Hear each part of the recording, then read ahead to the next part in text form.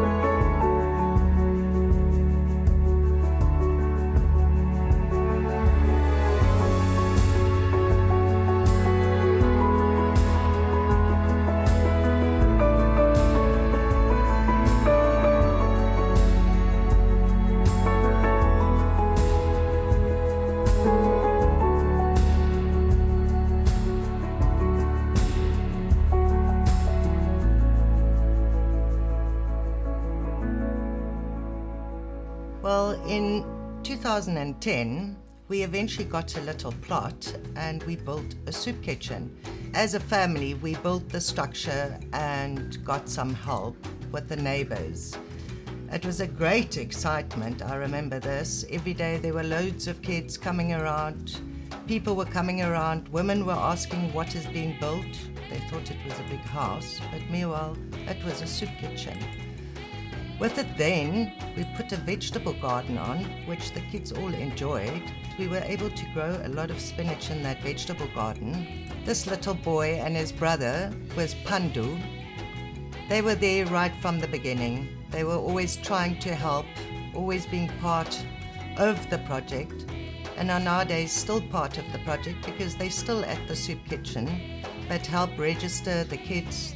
By now, they're 16, 17, and the little one is 12, so time does fly. The opening, of course, was a great success. All kids were there. They all received a t-shirt. Each child received a hot dog, which is a big luxury in DRC because it doesn't often happen. I think altogether it was actually really enjoyed by most people, the opening. Even our mayor came. Of course, the biggest problem was as well, no toilets. There is no running water. So we did a drop toilet and had to dig a hole of at least 2.5 meters. When we started building this, there were about 4,000 people staying in DRC. Today, 2021, there's over 25,000 people living. This is the way the kids actually queued outside the building twice a week. They used to get fed on a Tuesday and are still fed nowadays 3 times a week. But every child gets registered there, so where they need to give their name, their age, what school they go to, and in what area they stay. This is what the normal plate looks like, with macaroni, some vegetables in it, and of course your funa soup, which has got all the nutritions in it.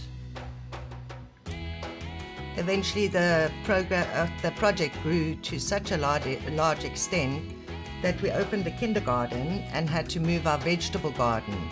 So this was a whole new project of rearranging the grounds of the soup kitchen, moving the vegetable garden to the back. Christmas is always greatly celebrated in DRC, so kids love it because it's one of the only times where they receive a present as well, with a food package and on top of it some sweets.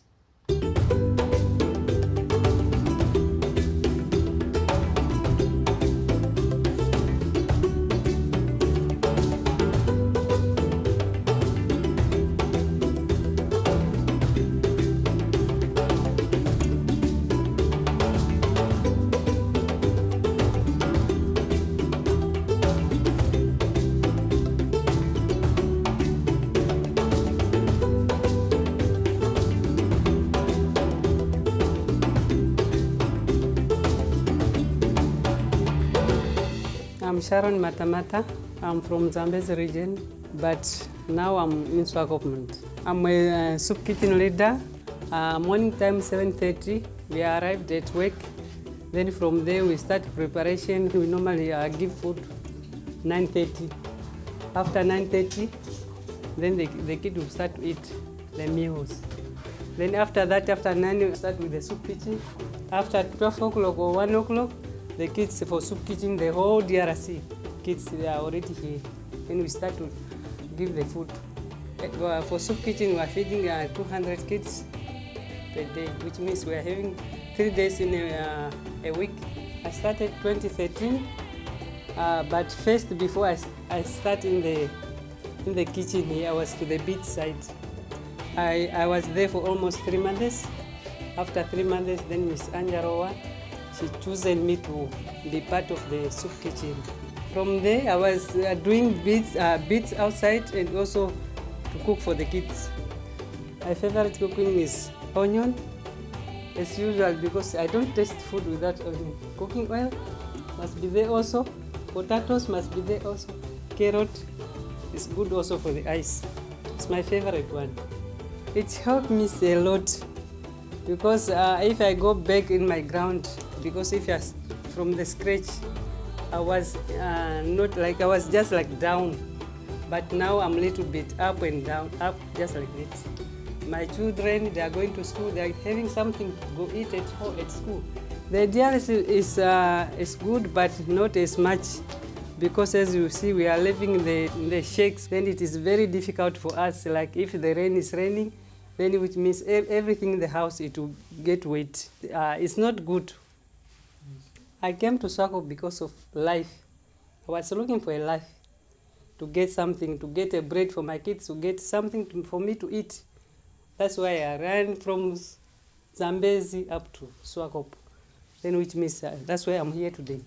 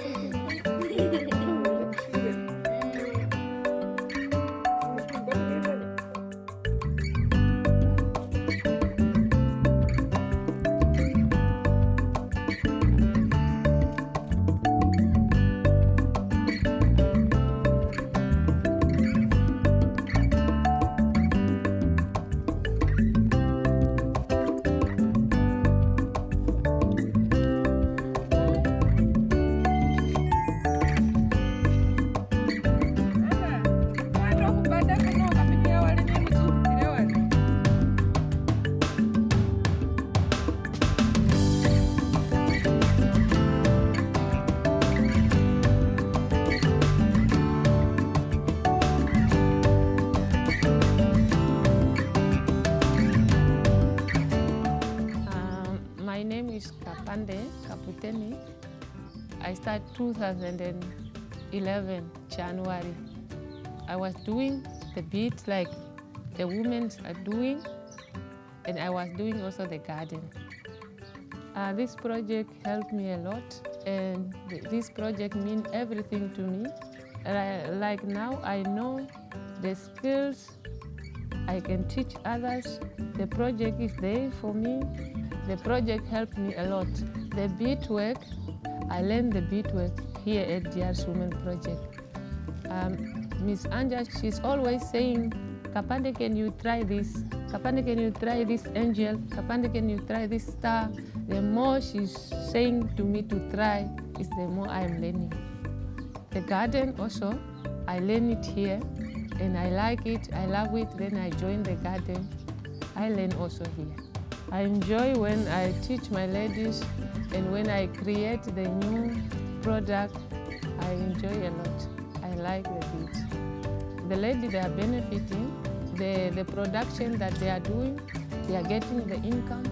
And the project also, they have the program that they are giving them the parcel for food. This project is helping a lot. All my children, school here in DRC Women Project, before they went to grade 1, they start the school. In DRC, the challenge is that we don't have electricity. The water, you have to have money first to charge the cat. Now for our new project, I want already to be there. There is a bricks house. Here we have the container and the class are small, but there we have a big space.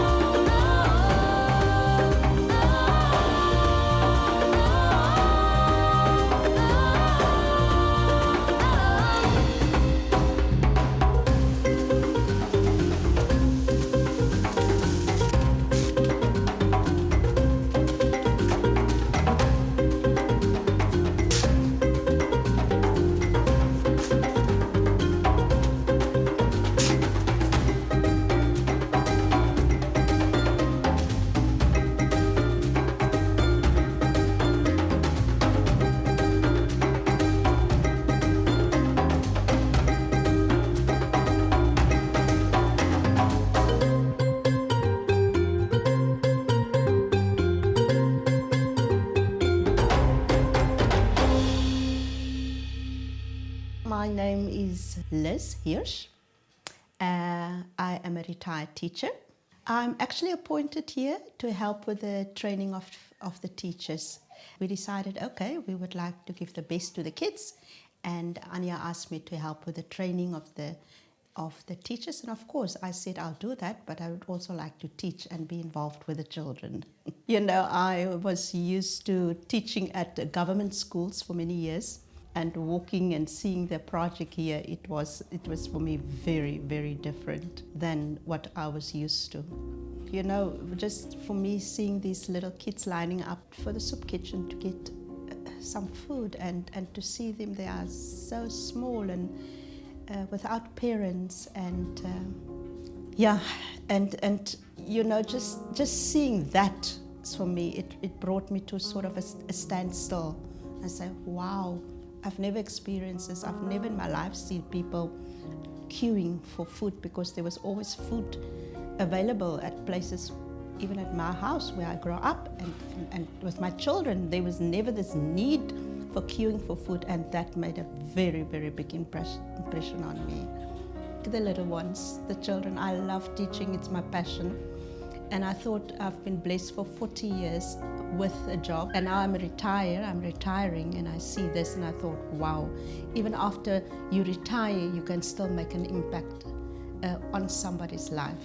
For these children that get food to eat here every day, because it seems to me this is really a problem, and that when they come to school, that they are not hungry. So even if they are hungry when they come to school, we are sure that they leave with full stomachs, and the fact that Anya is so gracious and even to provide food for them during the holidays, you won't believe it. This is a very big impact it has, this project, on the community in the DRC.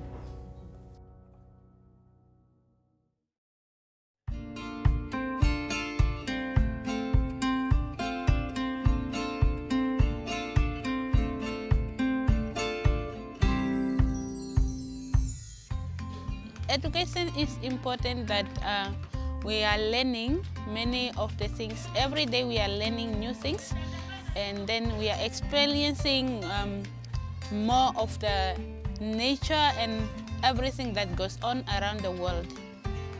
Wow, I enjoy being with the little ones. They are so funny. When you are with them, you also become young. You don't even recognize you are a grown-up person. Helped the community a lot, like what we have in the project. The children are coming here at school. After school, they have a soup kitchen. They are eating in the project. And our own children at school, they are having snack time. They are enjoying the food from the kitchen, where they also enjoy soup kitchen after school.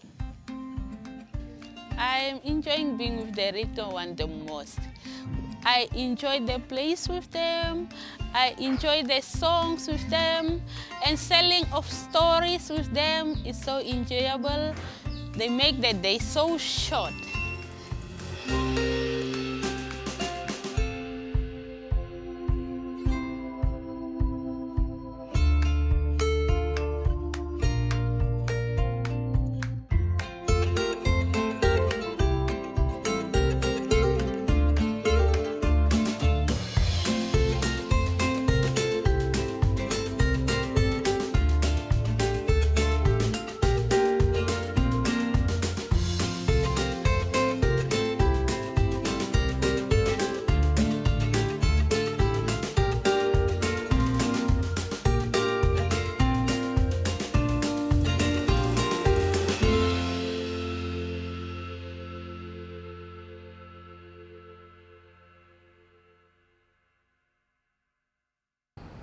I think with the project, the running project that we've got now, we used to have 75 children in the kindergarten. We had 250 kids in the soup kitchen, 25 women working at the Women's Project. This has all been reduced in the last year with all the lockdowns. People had to stay at home. The project was closed. We weren't allowed to open. Kids were gathering still around the project, but we couldn't help them. We could only help them with food parcels.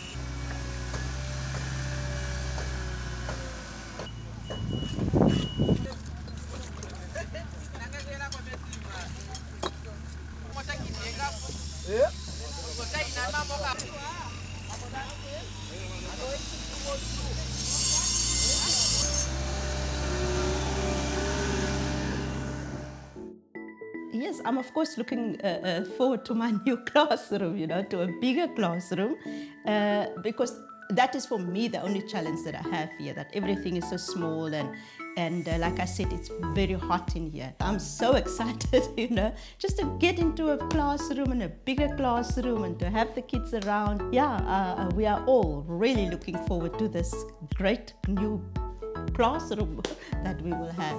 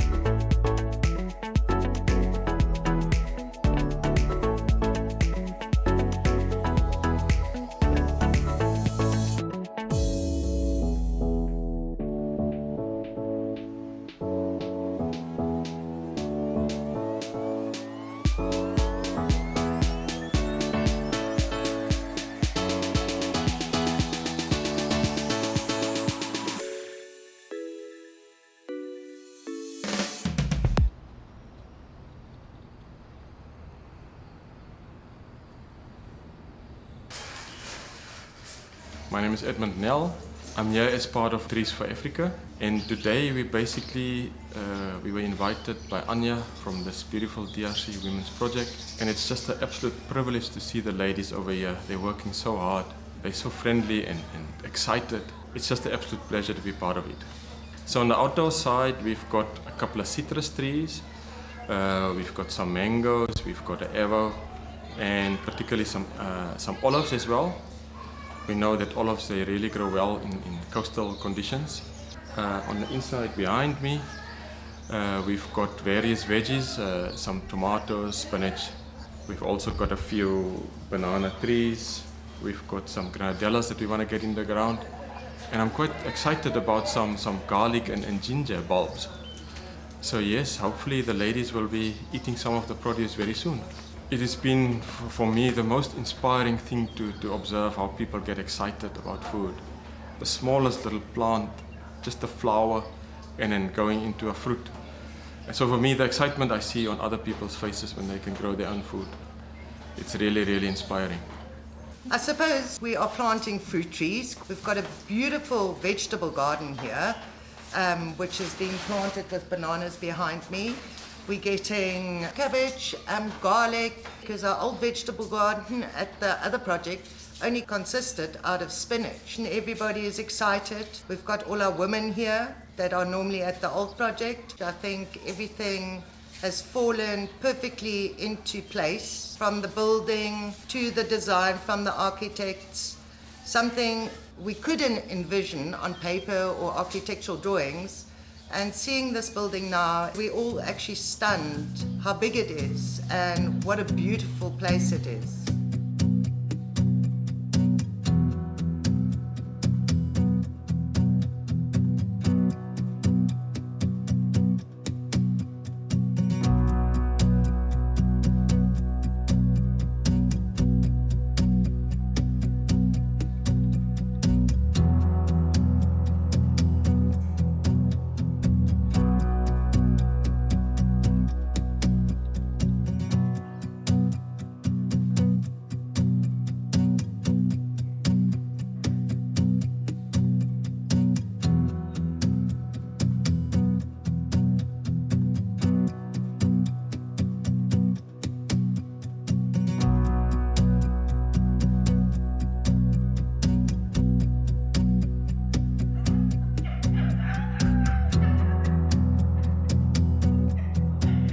this dream comes true. Coming from a small, moving to a huge building like this, I'm so excited to start. It's wonderful. I think the student will be surprised. For some of them will be the first time to see such a huge building with bricks coming from the environment they are coming and to compare to this new one. They will really be surprised. The houses they are coming from, it's not made out of bricks, it's made out of other materials. And then for them will be really a big surprise. And to see this, then it will become a dream for them. I'm always thinking about those children, the environment they are growing in. Seeing them with containers going to fetch water for cooking and for drinking. Then when they are going to enter this huge building, they will see the difference of how to wash their hands, the basins and the toilets they are going to use here. And I think the most important thing is to teach them how to take care of those facilities and to make for them aware that it's theirs.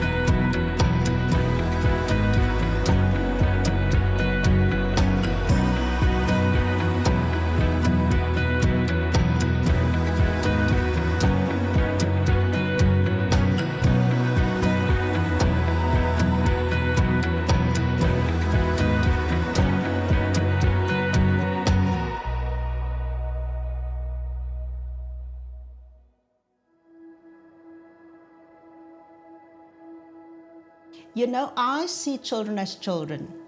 So I've been at a private school, and children are very inquisitive there because they want to know more. But all children, if it's now private school children or these children here, they are like little sponges. They want, they need. And the more you give them, you see how they grow and develop. So I compare always the same. I say children are children. It really depends on how you treat them and what you give them, and they will grow. I hope that we can grow and that we can help as many as possible. I call it little angels, little children in this community, because that is what they need. They need the love. Many of them have parents who are out there and they're working every day of their lives. They're leaving homes in the morning and the parents come back in the evening. And you know what? I see school for the children as a second home. I tell my little ones when they come in, I always say, remember, I'm your second mommy. And whenever you want something, and whenever you want to ask something, and whenever you want to share something, you can do it with me, because I know your mom is not always there for you. And I really trust and I really hope and I really believe that this project will grow from strength to strength, and that we will get more qualified teachers in that can work with these children so that they can also just grow to their full potential. And that is really my wish and my hope for this project.